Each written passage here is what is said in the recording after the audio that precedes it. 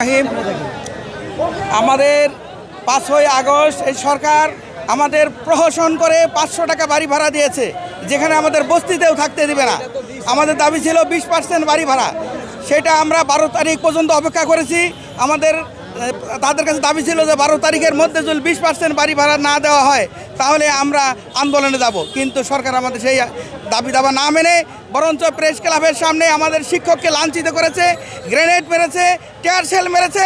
শিক্ষকদেরকে লাঞ্ছিত করার জন্য আমি মনে করি ওই পুলিশের সন্তানদেরকে আমরা পড়াশোনা করাবো। পুলিশ আমাদের হাতে যে খারাপ ব্যবহার করেছে, পুলিশকে আমরা নিন্দা জানাই, ঘৃণা জানাই। তদুপরি প্রধান উপদেষ্টা সহ শিক্ষা উপদেষ্টাকে অনুরোধ করি আমাদের এই দাবি মেনে নিয়ে জাতিকে উন্নত লক্ষ্যে পৌঁছার জন্য আহ্বান জানাচ্ছি। আপনার যদি আমাদের এই শিক্ষক জাতির, শিক্ষক সমাজের দাবি না মেনে নেন, বাংলাদেশ আমরা শিক্ষক সহ ছাত্ররা সহ বাংলাদেশ শিক্ষা ব্যবস্থাকে আমরা অচল করে দেব। আজ থেকেই সারা বাংলাদেশে শিক্ষা কর্মবিরতি চলছে। যতক্ষণ পর্যন্ত এই দাবি না মানা হবে ততক্ষণ পর্যন্ত কর্মবিরতি চলবে, ক্লাস চলবে না।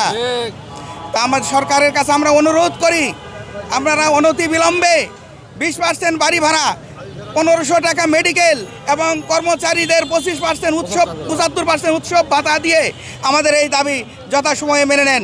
যদি এই দাবি মেনে না নেন তাহলে সারা বাংলাদেশের শিক্ষা ব্যবস্থা অচল হয়ে যাবে, আর শিক্ষা অচল হয়ে গেলে দেশ অচল হয়ে যাবে।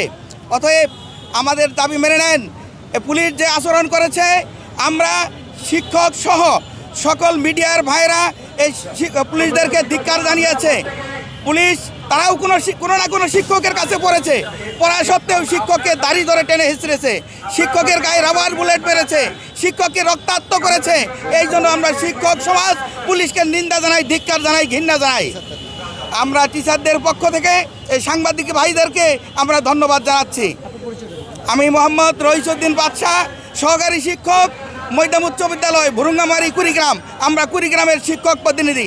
কুড়িগ্রাম জেলা থেকে আমরা এই শিক্ষক সমাজের পক্ষে আছি, শিক্ষকদের সাথে আছি এবং সাংবাদিক ভাইদেরকে ধন্যবাদ জানাচ্ছি।